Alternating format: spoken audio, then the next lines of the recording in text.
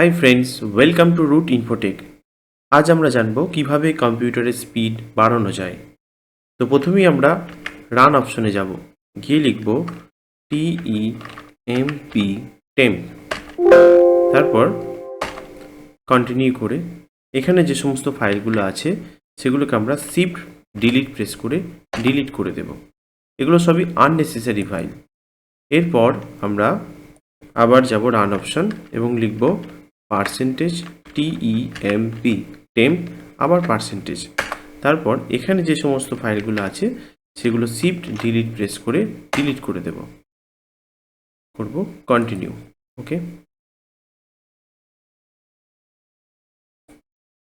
তো এখানে সমস্ত ফাইল ডিলিট হয়ে যাওয়ার পর আমরা আবার যাব রান অপশনে। রান অপশনে যাওয়ার পর আমরা লিখব PREFETCH প্রিফেজ, এবং প্রিফেজের যে সমস্ত ফাইলগুলো আছে এগুলোকেও আমরা Ctrl+A প্রেস করে এবং শিফট ডিলিট প্রেস করে ডিলিট করে দেব। তো এই সমস্ত আননেসেসারি যে সমস্ত ফাইল আছে এগুলো ডিলিট হয়ে যাওয়ার পর আমরা চলে যাব দিস পিসিতে যাওয়ার পর সি ড্রাইভে, তারপর রাইট ক্লিক করে প্রপার্টিসে যাব, সেখান থেকে যাব ডিস্ক ক্লিন আপ, এবং ডিস্ক ক্লিন আপে যাওয়ার পর এখানে যে সমস্ত ফাইলগুলো আছে সেগুলোকে আমরা উইথ রিসাইকেল বিন আমরা ডিলিট করে দেব এবং ক্লিক করব ডিলিট ফাইলসে।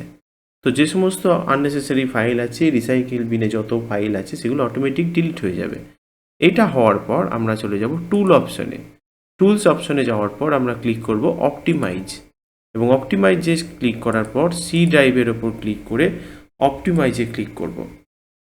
অপটিমাইজ হতে কিছুটা টাইম লাগবে। তো এই সমস্ত কাজ হয়ে যাওয়ার পর আমরা আরও সিস্টেমকে ফাস্ট করার জন্য মাই কম্পিউটারের ওপর রাইট ক্লিক বা দিস পিসির ওপর রাইট ক্লিক করে প্রপার্টিসে যাব, এবং সেখান থেকে যাব অ্যাডভান্স সিস্টেম সেটিংস, এবং এখান থেকে সেটিংস অপশনে গিয়ে আমরা এই যে আমাদের যে থিম আছে এবং আমাদের যে ওয়ালপেপার থিম সেটিংস আছে এগুলোকে আমরা চেঞ্জ করতে পারি। যেমন adjust for best appearance, adjust for best performance. তো যদি আমি অ্যাডজাস্ট ফর বেস্ট পারফরমেন্সে ক্লিক করে অ্যাপ্লাই করি তাহলে এটা পারফরমেন্স বাড়ানোর জন্য আরও অনেকভাবে প্রস্তুত হয়ে যাবে এবং কম্পিউটার স্পিড আগের থেকে অনেকটাই বেড়ে যাবে। ভিডিওটা দেখার জন্য অসংখ্য ধন্যবাদ। ভিডিওটা ভালো লাগলে অবশ্যই আমার চ্যানেলটিকে সাবস্ক্রাইব ও লাইক করতে ভুলবেন না। ধন্যবাদ।